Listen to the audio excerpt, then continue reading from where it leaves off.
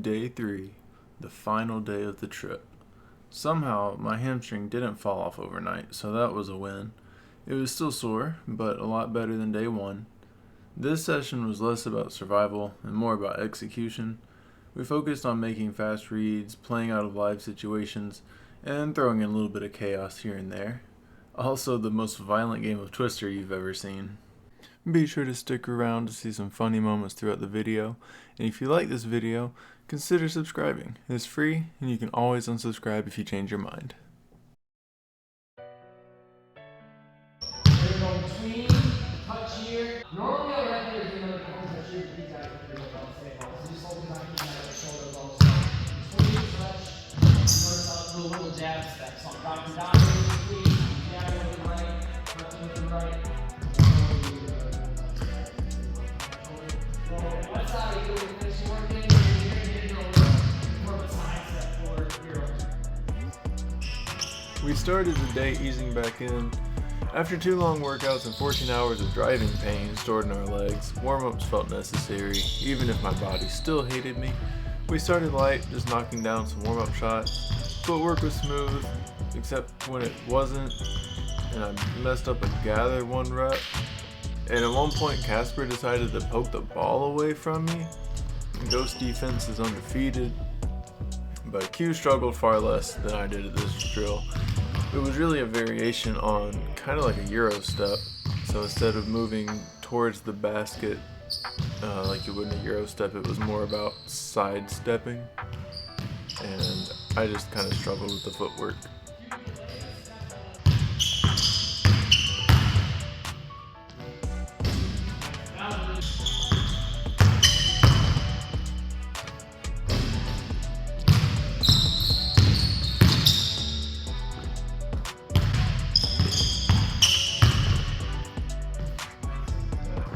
Next thing we're going to do, we worked on a version of this yesterday, so we're just going to change the footwork a little bit. We're going to clean, but we're going to float into our ones. So not an extra dribble. So yesterday we did this. Good move, but this is a little quicker for the footwork. We're playing by NBA rules. We can get the gather step, and we'll just try to make it high school when we go college. So float, left, right. Okay? Pull-up jumpers were next. Legs somewhere between functional and please stop. This part wasn't flashy, it was mostly clean reps, good footwork, not getting distracted by the fact that Q made like 6 in a row. But then there was one miss where the ball hit the rim and it sounded like this. Yeah, that's something straight out of Looney Tunes right there.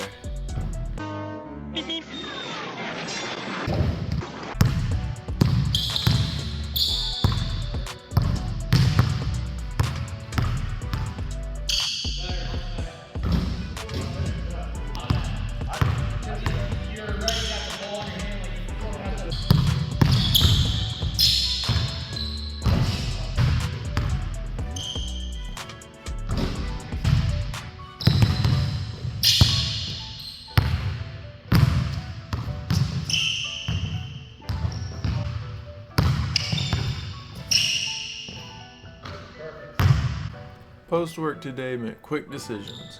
Catch, 2 dribble max, and go. And I had some solid finishes until Q swatted one into next week.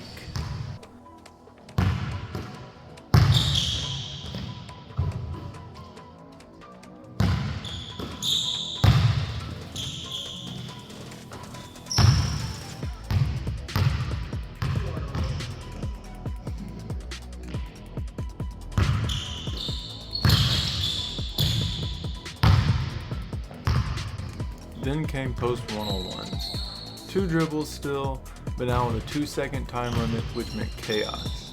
If I were to sum up these ones with a movie quote, it would be never go in against a Sicilian when death is on the line. I had 1 shot, 1 opportunity to seize everything I ever wanted in 1 moment. Did I capture it, or did I let it slip? Throughout the 2 games that we played on either side of the floor from the post, there were a couple of funny moments, including my awful air ball, Q's awful brick, the moment when I looked like my shoes were tied together as I tripped and almost face planted, the moment when Q tried to shoot a jumper and the ball completely flew out of his hands and he did his best Klay Thompson impression. Overall, they were good games though, and it really came down to it. I only lost the second game by 1 point, so it was really fun. And next time, I'm gonna get that W.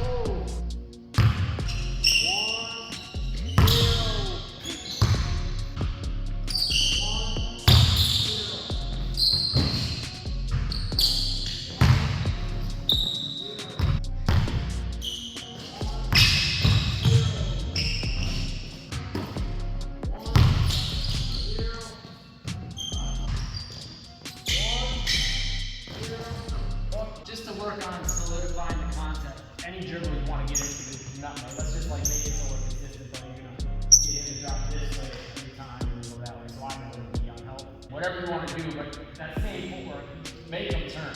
Don't let them turn, let's just make it, and vice versa. We brought back the nutmegs, now with live help defense. This was to just continue helping to make the reads, get the angles right. And today was more about being creative as well, because we weren't setting the nutmeg up with any specific movement like we were previously with it between the legs. We were also not just forcing the nutmeg either, so as you can see in several clips, I just drove. Sometimes I would just drive past the defender instead of trying to actually get the nutmeg off. There were a couple of funny moments that occurred throughout this drill, including Q not being able to dribble right here, and then naturally blaming the ball because it's the ball's fault when someone can't dribble. But then like 2 possessions later, I couldn't dribble either, so it must have actually been the ball. But there were also a couple of pretty funny possessions where I just messed up the nutmeg really bad and ended up just throwing it off of Q's foot, so that was pretty funny. I'm gonna give 85 just give him a few too many buckets.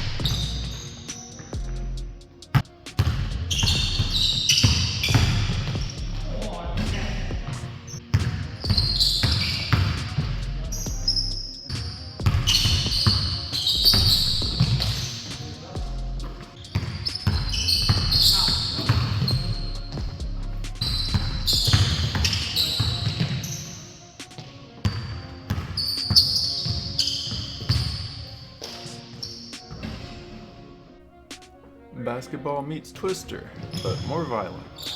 2 dots of each color on each side of the court minus the red one.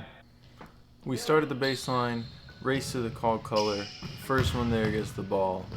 And then my calf cramped up mid-drill, and Jesse and Q took the opportunity to make some jokes about it, in which Jesse assured us that he doesn't want anyone to tear an Achilles, but ACLs, meniscus, broken bones, contusions, concussions, I suppose contusions as well, were all fair game. Getting tight? I feel like just a little bit of Stretch it out a little more. I don't want to mess with that.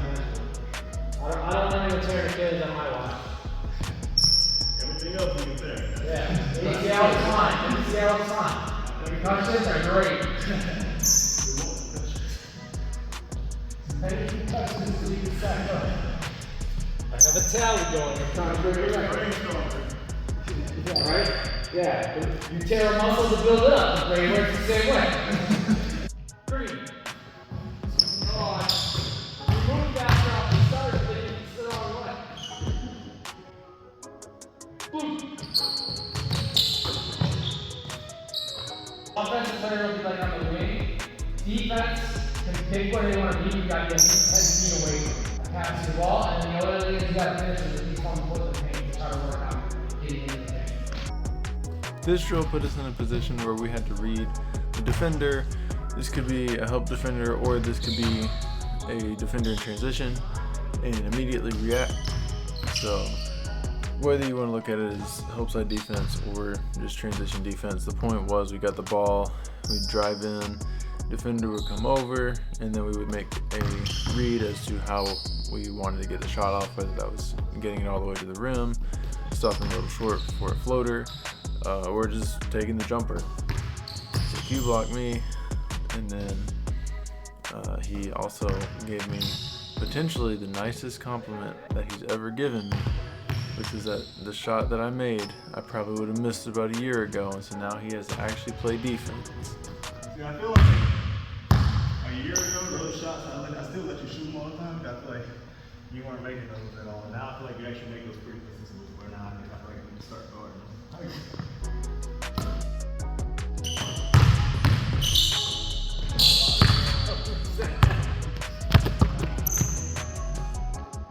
Put that in the video.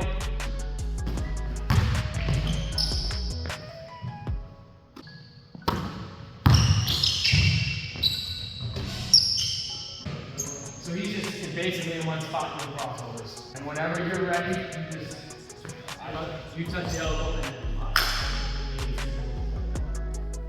So I called this reactive one-on-one. You could kind of call it whatever you want. Point was, whoever had the ball couldn't move until the defender touched one or the other side of the free throw line. From there, we had 2 dribbles to play with, and so again, it was either get to the rim, take the jumper, however we wanted to do that. There was also a bit of strategy involved with deciding whether or not you wanted to go towards the defender or away from them, depending on which side they touched. Smitty Nutmeg. Part hesitation, part disrespect. When it works, you're a street ball genius. When it doesn't, you look like your controller just died. I forgot how to dribble a couple of times and Q swatted one, and I botched one so bad, Jesse said, yep, this got too deep. That's what she said.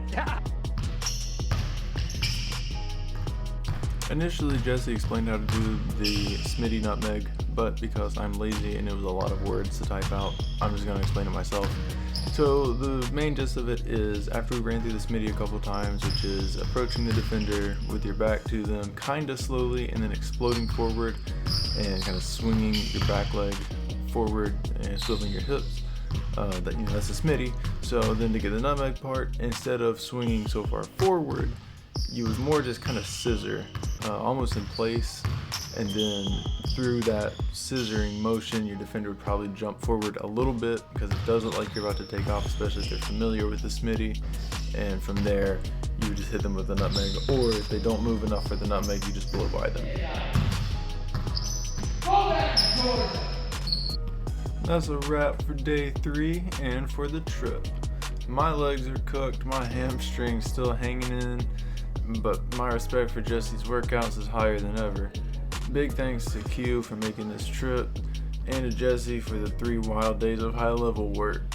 If you enjoyed this series, drop a like, comment your favorite drill, and subscribe. Until next time, keep hooping and maybe stretch a little more than we did.